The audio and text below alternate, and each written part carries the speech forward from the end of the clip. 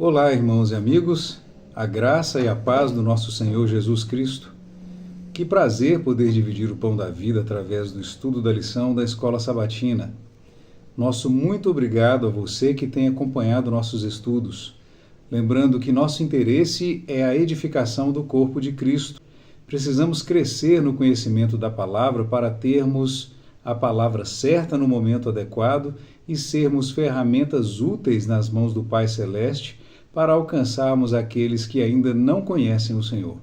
Então, se não for pedir muito, nos ajude compartilhando esse vídeo. Para início do nosso estudo da lição da semana, que tem o título O Inimigo Interno, vamos falar com nosso Deus. Santo e eterno Deus que habita nos céus, glórias e graças damos a Ti pelo Teu poder e pelo Teu cuidado. Que o Senhor nos conceda agora o Teu Santo Espírito para que possamos compreender a Tua palavra, em nome de Jesus. Amém. O verso para memorizar da semana é uma comunicação. Eu, o Senhor, sondo o coração. Eu provo os pensamentos para dar a cada um segundo os seus caminhos, segundo o fruto das suas ações. Esse verso destaca o interesse de Deus pelo ser humano. A exemplo de outras culturas, o coração hebraico também é o centro dos pensamentos. Então nós temos uma fórmula que, partindo da mente, chega a nossas mãos ou língua. O que influencia nossa mente se torna o padrão de nossos pensamentos. Nossos pensamentos se tornam o guia de nosso comportamento. E nosso comportamento dita as nossas ações. E conforme o verso para memorizar, nossos pensamentos são provados e Deus nos concede o que precisamos ou merecemos conforme nossas ações.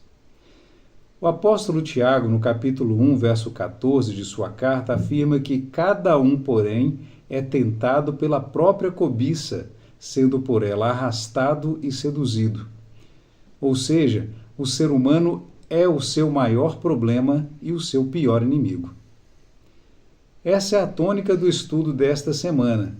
Coletivamente, podemos ser afetados negativamente por pessoas que fazem parte de nossa vida, seja no trabalho, na escola, em família e também na igreja. No caso de Israel, o mau comportamento individual ou de um pequeno grupo poderia comprometer toda a nação. Josué, em seu capítulo 7, nos conta um episódio de egoísmo e desobediência de um homem, que ao se apossar de despojos proibidos levou Israel à sua primeira derrota. O descumprimento da aliança sempre traz consequências danosas a quem não cumpre o seu voto. No caso de uma aliança com Deus, o homem é a única parte infiel. No contexto das guerras de Canaã, ser fiel à aliança garantia a presença do príncipe do exército do Senhor entre eles. E a vitória seria certa, porque ele lutava por Israel. Do contrário, eles lutariam sozinhos e, como já discutimos nas lições anteriores, por falta de recursos e inexperiência militar, a derrota era certa. A lição nos conta que, durante a apropriação da terra prometida, os israelitas tiveram que aprender a lição difícil de que seu mais perigoso inimigo não estava fora de seu acampamento, mas inserido em suas próprias fileiras. O maior desafio de Israel não vinha de fora, ele brotava de dentro do povo com a vontade incontrolável de homens que não seguiam as instruções do Senhor. Enquanto esperamos por nossa herança celestial, enfrentamos desafios semelhantes. Na fronteira da terra prometida, nossa fidelidade é testada e podemos ser vitoriosos apenas através da rendição a Jesus Cristo. É imperativo que entreguemos nossos pensamentos e nossos planos a Deus. A lição de domingo vem com o título Violação da Aliança. A meditação de hoje está voltada para os motivos da derrota de Israel no confronto com o exército de Ai. A questão vem dizendo, leia Josué capítulo 7. Quais foram as duas principais causas da derrota de Israel pelos habitantes de Ai? No verso 1 está a resposta única, a desobediência, inclusive nos dá o nome do malfeitor, Acã, e seu ato pecaminoso e criminoso, se apossar do que não lhe pertencia. A manobra linguística do autor da lição no primeiro parágrafo fala de suspense e uma tensão entre a visão dos leitores e a de Josué. Mas, como dito, trata-se apenas de manobra linguística. Além de não haver tensão, esse comentário não traz nenhuma contribuição, obviamente, de cunho espiritual. Na sequência, ele menciona a estrutura quiástica, confiando que todos os leitores conheçam o termo e saibam seu significado. Mas, considerando aqueles que estão ouvindo a expressão pela primeira vez, nós passamos à explicação do que seja uma estrutura quiástica.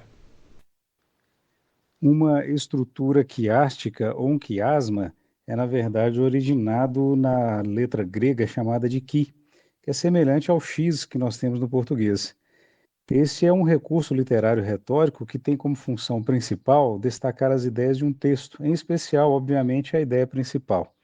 A estrutura é então desenhada no modelo de separação de texto em partes do tipo A, B, B' e A', em alguns casos terminando com a letra C no centro do quiasma, sendo A e A' os extremos e B e B' ou C o centro, como já mencionamos, que contém a ideia principal do texto. Esse recurso é muito utilizado pelos escritores hebreus, por isso os teólogos a partir do século XIX passaram a identificar padrões quiásticos em textos bíblicos. No caso de Josué 7, nós temos o comparativo de A e A' como estabelecido, verso 1, e transgrediram os filhos de Israel no anátema. Verso 26, assim o Senhor se apartou do ardor da sua ira. O 26 é uma consequência do verso 1, porque eles transgrediram, deveria alguém ou se arrepender ou pagar pelo pecado, e assim o ardor do Senhor se apartaria. Já B e B', nós temos versos 4 e 23. Verso 4 diz, assim subiram lá do povo uns 3.000 homens, os quais fugiram diante dos homens de Ai. No verso 23 nós temos, tomaram aquelas coisas do meio da tenda e as trouxeram e as puseram perante o Senhor. Ou seja, o resultado de B e B', o motivo da derrota de Israel, foi então entregue perante o Senhor. Ou seja, nós temos que o pecado foi expurgado, foi confessado por Acã, embora tardiamente. Então, as coisas que ele tomou como despojo, eles pegaram essas coisas na tenda de Acã e o puseram perante o Senhor. Assim, então, sua ira foi apartada.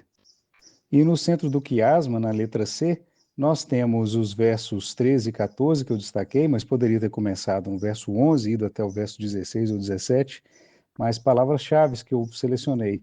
Santificai-vos, anátema há no meio de ti, Israel, diante dos teus inimigos não poderás suster-te. Então, eis aqui a exposição do maior problema. E a solução divina, então, amanhã a casa que o Senhor tomasse chegará homem por homem. Essa, então, é uma estrutura quiástica ou um quiasma, e essa é a explicação básica que nós temos para a compreensão desse período, desse trecho do texto. Para o autor, a resposta à pergunta está no centro do quiasma. Ele menciona duas razões para a derrota. A primeira, o pecado de Acã. A segunda, a autoconfiança excessiva dos israelitas em sua própria força, que, segundo ele, resultou em não consultar a vontade de Deus sobre o ataque e considerar o inimigo como muito fraco. Julgamos necessário fazer dois contrapontos sobre as afirmações do autor nesses casos. Primeiro, não há motivos, no plural, para a derrota. O motivo é único, a desobediência de Acã. E essa é a única resposta encontrada no centro do quiasma. Segundo contraponto, o autor diz que seria a autoconfiança do povo a segunda razão da derrota. Como já dito, houve apenas uma razão, o pecado de Acã. Essa autoconfiança foi um comportamento secundário em relação ao pecado. E não se trata, na verdade, de autoconfiança. Josué seguiu um padrão já estabelecido. Ele enviou espias e decidiu pelo ataque, confiando na continuidade da ação divina. A confirmação da promessa em Josué capítulo 1, verso 3, que diz, como prometi a Moisés, todo lugar onde puserem os pés eu darei a vocês. Esse verso combinado com o verso 5, ninguém conseguirá resistir a você todos os dias da sua vida, e mais a santificação ordenada em Josué 3, 5, é prova suficiente de que nem todas as batalhas deveriam ser precedidas por nova consulta ao Senhor, que ordenou a conquista de toda Canaã e não apenas Jericó. Esse padrão é repetido no capítulo 10, versos 7 e 8, onde lemos que Josué sai com o seu exército para apoiar Gibeão, e só depois da partida, Deus diz a ele que entregaria os reis em suas mãos.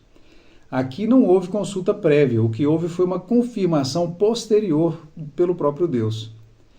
Na sequência do capítulo 10, a partir do verso 28, Josué inicia a campanha pela conquista das cidades do sul de Canaã, sem necessidade novamente de nova consulta a Deus, e não houve derrota. Ainda conforme o título da lição da semana passada, Deus luta por vocês. A confiança de Josué estava unicamente em Deus. Além disso, o ápice do quiasma não fala sobre autoconfiança. Fala especificamente do pecado no verso 11.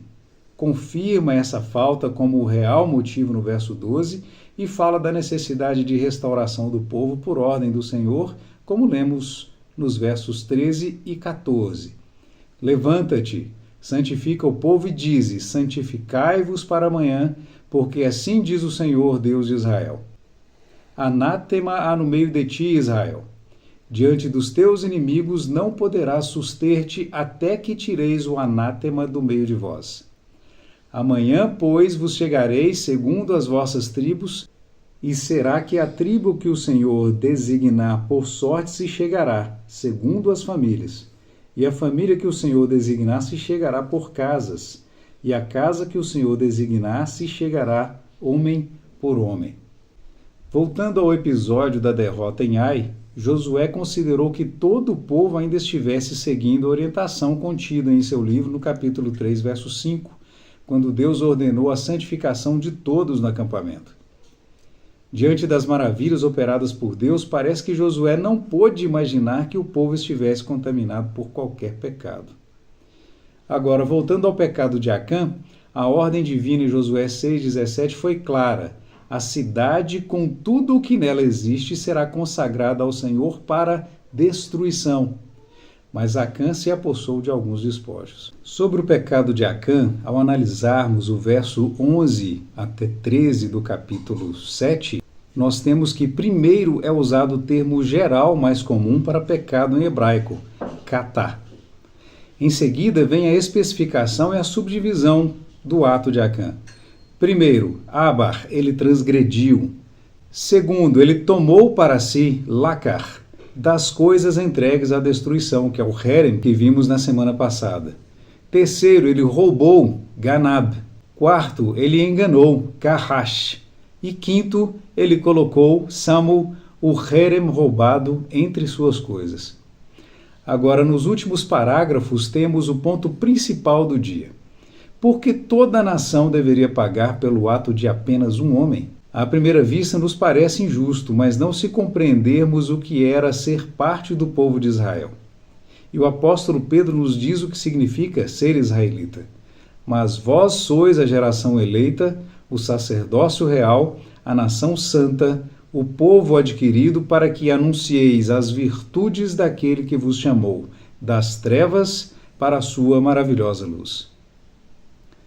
Por desprezar uma vida que anuncia as virtudes, Acã condenou não apenas a ele próprio e a sua família, mas condenou todo o Israel. No último parágrafo, lemos que a aliança entre Adonai e Israel envolvia o povo em níveis individuais e coletivos. À luz da aliança, Israel é tratado como uma unidade indivisível da nação escolhida por Deus. Portanto, o pecado de um ou mesmo de alguns de seus membros incorre em culpa sobre toda a comunidade da aliança. Como o Senhor disse, Israel pecou, e eles também transgrediram minha aliança que eu lhes ordenei. Essa lição é muito importante para a igreja nos dias de hoje, que deve abandonar os pecados da maledicência e do separatismo. Devemos orar uns pelos outros e pedir pela unção do Espírito Santo. Que nossa casa seja purificada a cada dia e nossa vida dedicada ao Senhor.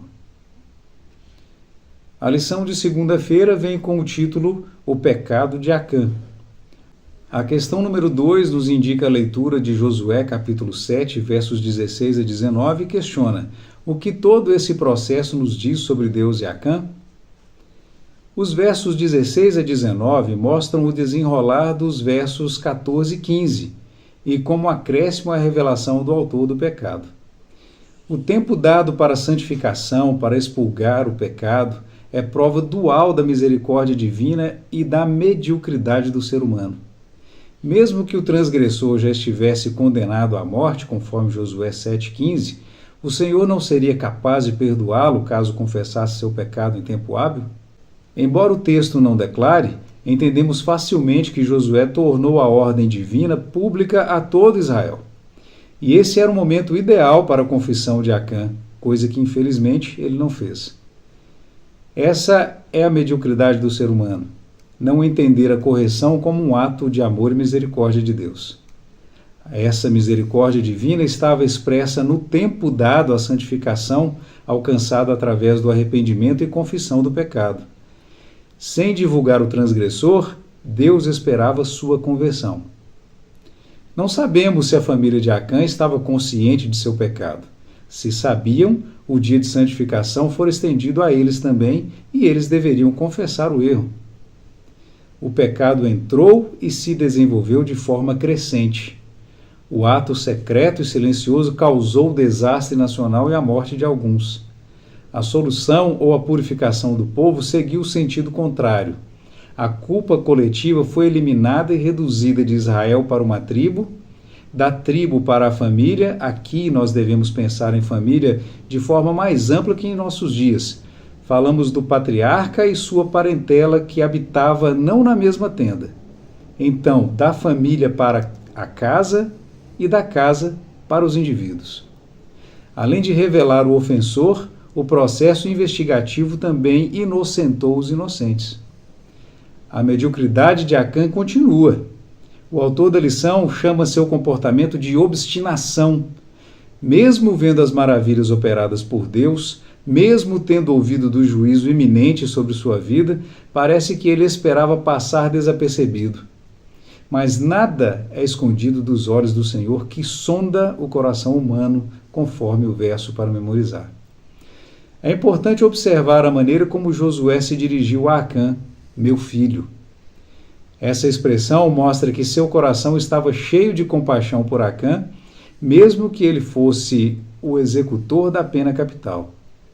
Como dissemos na primeira lição do trimestre, Josué é um tipo de Cristo, e seu comportamento neste momento foi semelhante ao dele, como lemos no livro Desejado de Todas as Nações sobre o Senhor Jesus, que nunca foi rude, nunca proferiu desnecessariamente uma palavra severa e jamais provocou sem motivo uma dor a uma pessoa frágil.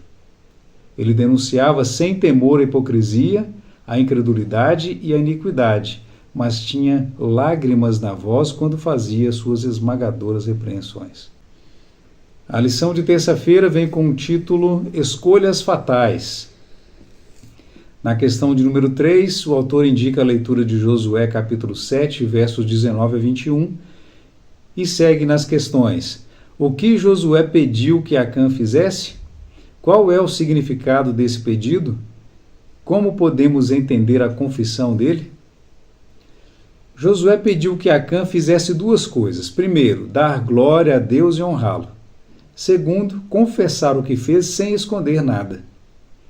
Confessar os pecados tem que ver com enumerar todos os atos falhos cometidos e entregá-los a Deus ou ao nosso próximo. A oração da manhã, em que se pede a Deus perdão pelos pecados de forma genérica, se parece mais com uma reza que não surte efeito nem é atendida. Acã deveria dar glória a Deus admitindo o que havia feito.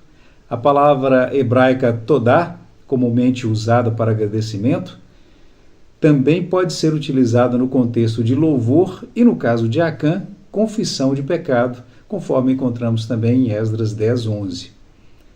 Nós lemos no segundo parágrafo que, infelizmente, o texto bíblico não dá nenhuma indicação de que Acã mostrou qualquer sinal de arrependimento real. De fato, parece que ele esperava permanecer escondido.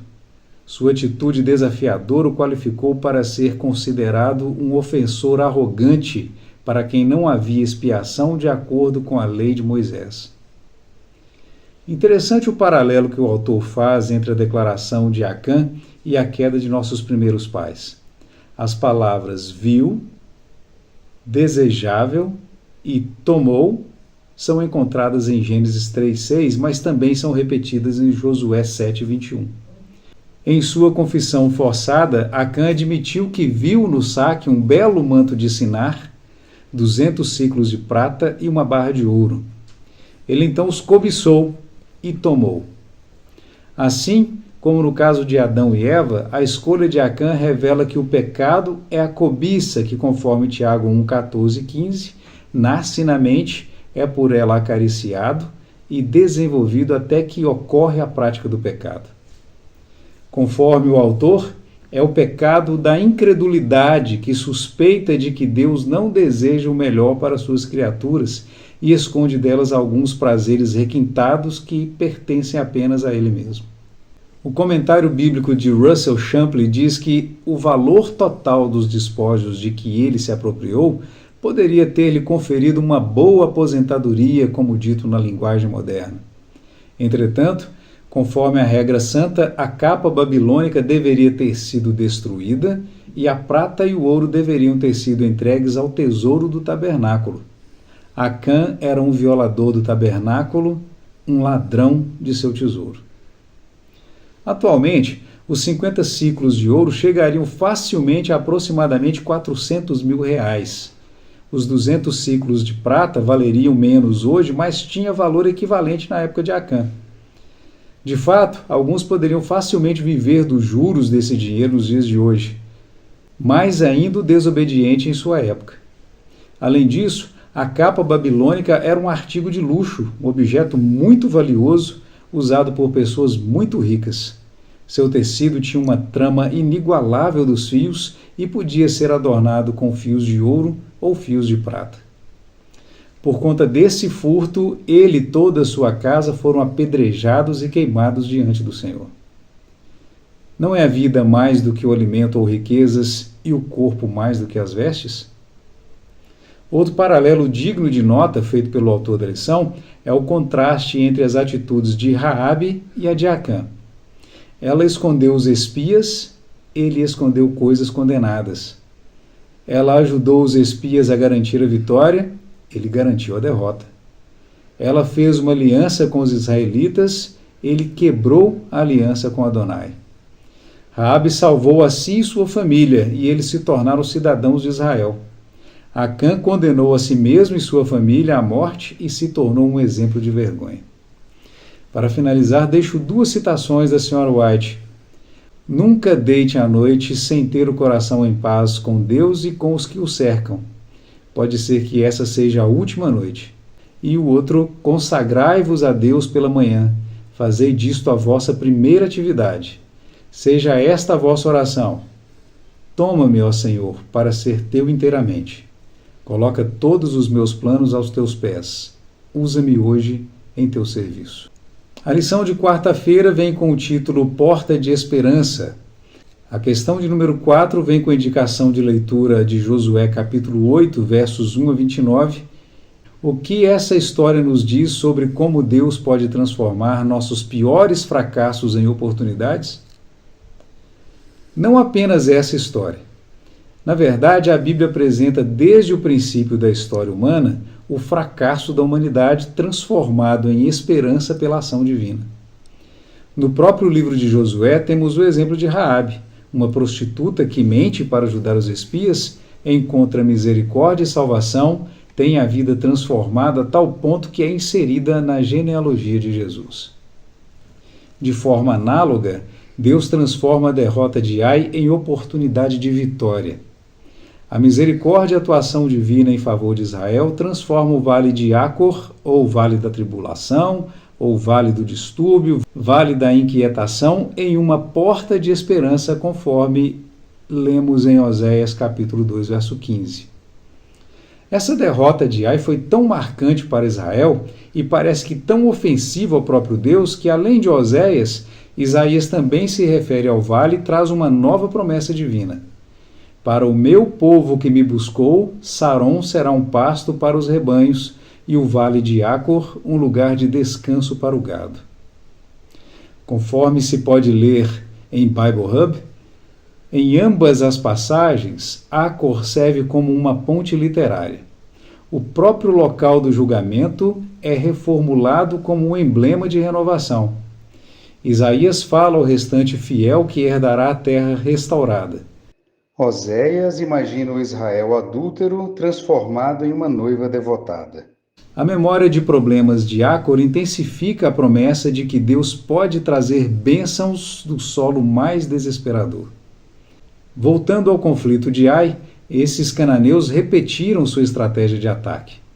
Os israelitas, dessa vez, fingiram recuar como se estivessem sendo derrotados.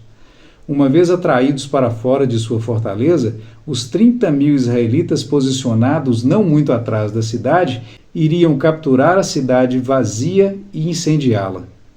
A saída dos habitantes de Ai foi o momento decisivo da batalha. Mesmo que o capítulo 8 fale em táticas militares, Josué capítulo 8, verso 7, deixa claro que a vitória viria do Senhor. A arma na mão de Josué era uma espada em forma de foice, ou cimitarra. A palavra hebraica para esta arma é kidon. A respeito da simbologia dessa arma, nós lemos do Bible Hub. Era um instrumento de julgamento e libertação. Seja nas mãos de Josué para o triunfo de Israel, ou nas mãos de Babilônia para a correção de Judá. O kidon manifesta o direito soberano de Deus de levantar e derrubar nações. Era como um auxílio visual que ilustra a tensão entre os recursos visíveis e a realidade espiritual. As congregações que vivem em uma cultura que valoriza a tecnologia e a força devem ser lembradas de que a vitória não é por força nem por poder, mas pelo meu espírito, diz o Senhor dos Exércitos. Mesmo que não tenha ocorrido uma intervenção visual milagrosa da parte de Deus para impressionar os habitantes de Ai e Betel, a vitória não veio pela astúcia e tática militar. O exercício da fé por parte de Josué através da obediência, dessa vez sem pecado oculto, foi o real motivo da vitória. A prática da fé na palavra do Senhor. A lição de quinta-feira nos traz o título Testemunha do Poder de Deus. Na lição de hoje, vamos retornar ao capítulo 7 e analisar a reação de Josué após a derrota sofrida para os habitantes de Ai. A pergunta de número 5 está baseada em Josué 7, de 6 a 9. Que princípio teológico importante é encontrado nas palavras de Josué? Esse princípio é encontrado na intercessão de Moisés relatada em Êxodo, após o pecado do bezerro de ouro, e na intercessão de Abraão em Gênesis. Ambos estavam preocupados com o bom nome de Deus. O que as nações pensariam a respeito dele? Josué orou: Ah, Senhor Deus, por que fizeste esse povo passar o Jordão para nos entregares nas mãos dos amorreus para sermos destruídos? Antes tivéssemos nos contentado em ficar do outro lado do Jordão. Embora esse verso lembre as queixas do povo liderado por Moisés, logo Josué expressou sua real preocupação. Quando os cananeus e todos os moradores da terra ouvirem isto, nos cercarão e apagarão o nosso nome da face da terra. E então, que farás ao teu grande nome? Essa preocupação revela o tema e o princípio central para os propósitos de Deus. O ensino sobre o único Deus verdadeiro, criador e capaz de engrandecer o humilhado. Ensino com duas audiências, os obedientes e os rebeldes. Sobre o seu grande poder, esse era o causador do desânimo e do medo dos povos de Canaã. Mas apenas Raabe e os gibeonitas se renderam. Agora, se as coisas fossem mal, como aconteceu na derrota para Ai, as nações considerariam o Deus de Israel fraco e ineficiente.